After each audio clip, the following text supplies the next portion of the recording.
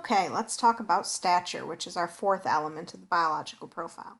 If there's time before the end of this installment, I'll talk about some of those complications, and if not, we'll have to make a fifth recording. So, the biological profile element stature is number four. So, we started with ancestry, sex, age. Okay, this is height. So, this is possibly one of the more straightforward ones, but that would make it all too simple. So you would think potentially that laying out the skeleton just on the table, measuring from top to bottom, would be the easiest way to determine the height of the individual. But you're not taking into account any non-linear things. So think about the way your spine curves, for instance. That's really hard to replicate with just bone. Even in a fleshed body, the natural curves that you have throughout your life are really hard to replicate. So there have been a lot of super duper freaking weird ways that people have tried to determine stature accurately. And the fact of the matter is, you're going to have a range. Like, you're not going to likely be right on. And so what we do here is kind of similar to age, where you would say, well, I think this person is between 15 and 19 or whatever. Here, you would say, well, this person's probably between 5 foot and 5'4". And it's really better in all of these instances to have that range and to have it be open than to have it be too closed and you missed the real answer. So it's better to say between 5 foot and 5'6", even though that's most people. It's still better than saying between 5 foot and 5'2", and really the person is 5'4". That's worse. Okay, so that's important. Now, one of the big concepts that we really use a lot for stature determination is just proportionality of the body. And so knowing that the humerus is about 20% of any given individual's height is really critical for a lot of the stature determination that we do in forensics. So if I measure the humerus and fit that measurement into a formula, then I can accurately determine the height of the individual. And that's what you will be doing in your case file. So we'll talk a little bit about that as we go through here.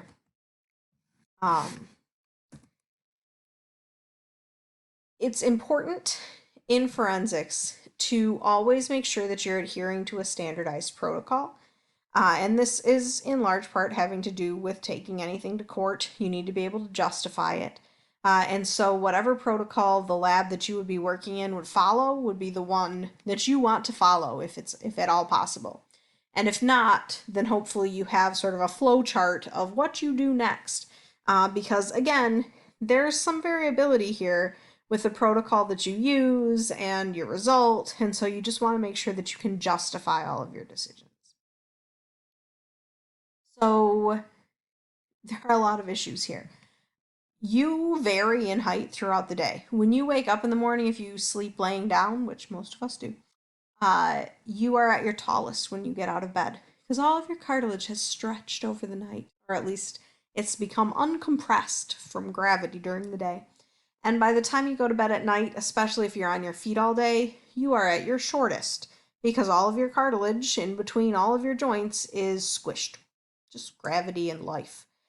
So giving a range is important because truly you are a range of stature. Now, it's not, you don't go from 6 feet to 5 feet, but it's a couple of inches. 5, I always think, is a little bit of an overestimate because that would take me down a little farther than I'm comfortable with if I shrink 5 inches during the day. But it's a couple of inches potentially. Another issue is you're comparing usually your results when you're looking at a missing persons list to driver's license data. And people pretty famously lie on their driver's license about how tall they are. In particular, no offense meant to anyone, short men. My brother is a short man, and he does indeed lie on his driver's license data. And so what that means is I don't have any idea how tall my brother is, but if you were to accurately estimate his height from his skeleton and then compare it to his driver's license data, you wouldn't look like you were right. So there's a lot of issue with that actually. It causes us a fair amount of problems. So the that range that you give is actually really valuable for that reason as well. Okay. So there are a variety of methods. One of them is called the Foley method. In it, everything is a formula in here. Okay, so here's the formula for the Foley method. You would measure every part of the skeleton that makes up an individual's height, including all of the vertebrae, okay, the talus, the tibia, the femur, the skull. That's what makes up somebody's height. You add it all together, so that's a lot of measurements. Add them all together, multiply them by this coefficient, add this intercept, and voila, this is the stature of the person. Okay, the intercept and the coefficient are making up for curvature and cartilage, soft tissue in between all of these joints, etc. It's pretty good. One of the biggest issues really is in a forensic setting, do you likely have the whole skeleton? No, especially the vertebrae. Those vertebral bodies are not particularly dense, and so they degrade relatively quickly. And I really can't think of very many skeletons that I've encountered that have this full, nice complement of vertebrae that we can easily measure all of them and use this. But it isn't accurate. If everything's done properly, it's a good protocol. One of the other issues with all of these is, did you do it right, right? Every single one of those measurements, if you have a little bit of error on all of them, that could add up with all of these. So this was developed in the 70s. There are fixes to it. So in the 2000s, they altered the formula a little bit, and they also added a coefficient for age.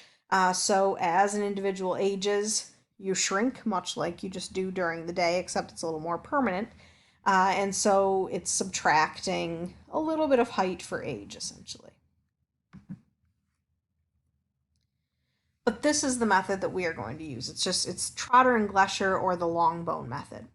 So this protocol was pretty big for its time. It was made in the 50s.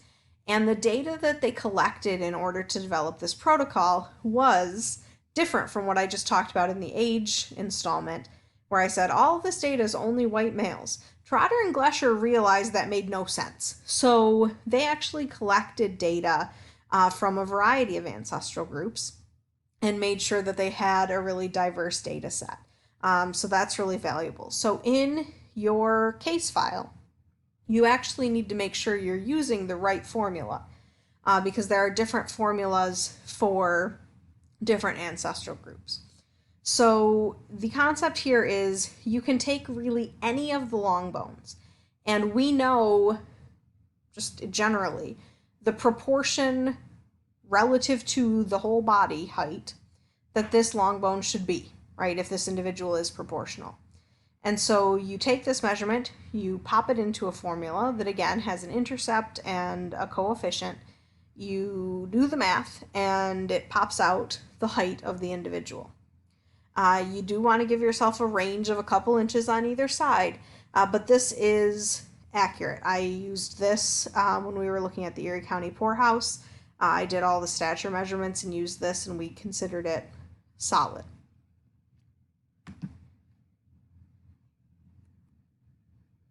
You can use other bones. This is something that I glossed over or didn't talk about at all, actually. With age determinant, or was it age? In all of them, really, but I think it was mainly sex, actually. Can you use other parts of the skeleton? The answer is usually going to be yes, but there are going to be some issues there.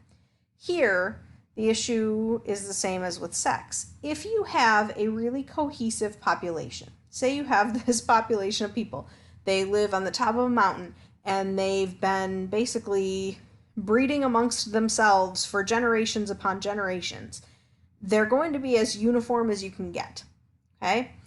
In those instances, you can usually look at bones and say, well, this person is male, this person is female. Look at how big these bones are, look at how small these ones are. Like, clearly we have this sex differentiation. We see it among all of these people. With stature, it's similar. you could say, well, the proportionality, because these people are basically inbred in the population I described, the proportionality is so uniform that if we figure out for one person how tall they were based on their metacarpals, then we can figure it out for everybody. And that's great. It's just that in a forensic setting, that doesn't happen. In 2020, in the United States, we have a really diverse population, and it's not like that.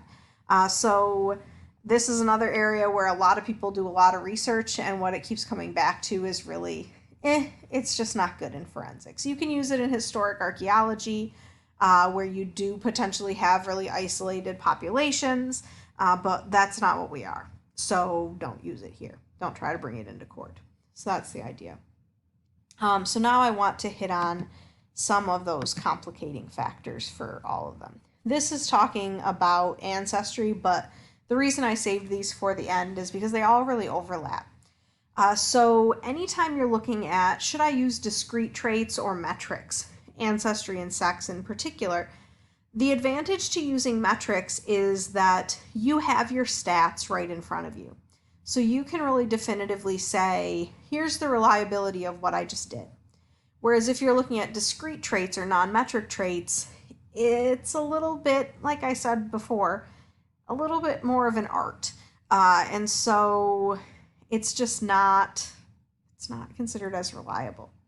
Another differing viewpoint concept is related to technology.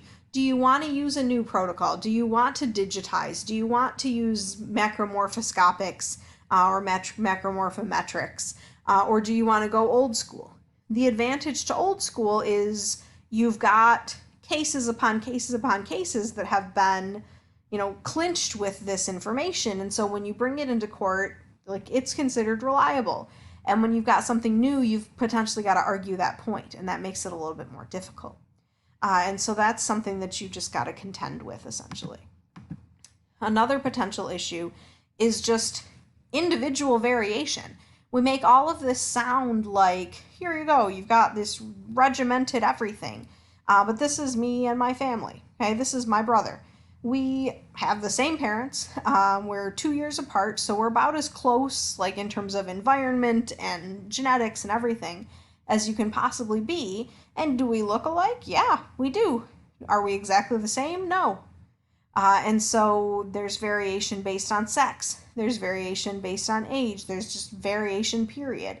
And so you just have to realize the anatomy joke is always, well, the body didn't read the textbook.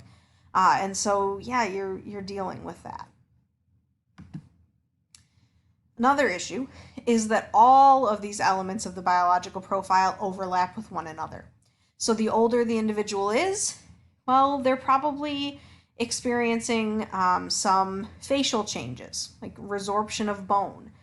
So this is also my family, and you've just got several generations here, and they're all, again, closely related, and yet you're going to have different elements of the skulls emphasized. With my grandpa, he's probably got alveolar bone loss around the teeth. And so if you're doing measurements in the mouth region, they may not be what they would have been when he was my cousin's age. And so that's a potential issue. Another thing is every generation, the population changes a little bit.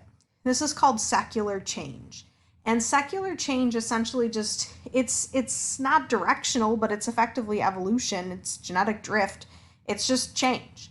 And this has been even greater in the last 200 years. And they think it is a little bit of directional evolution because it has to do with better nutrition and better healthcare. And so what we're seeing is really rapid change. So for instance, when you look at the Howells data set and you see that you see all of this historic data, you can't make comparisons with modern populations because we've changed so much. And so you really have to always be comparing to modern populations in forensics, which is why the Forensic Anthropology Data Bank is so useful. Now, another issue is always going to be preservation. The skull and the pelvis is what we use for most everything, and the skull and the pelvis is what preserves the worst for most everything. You can use dentition for age determination,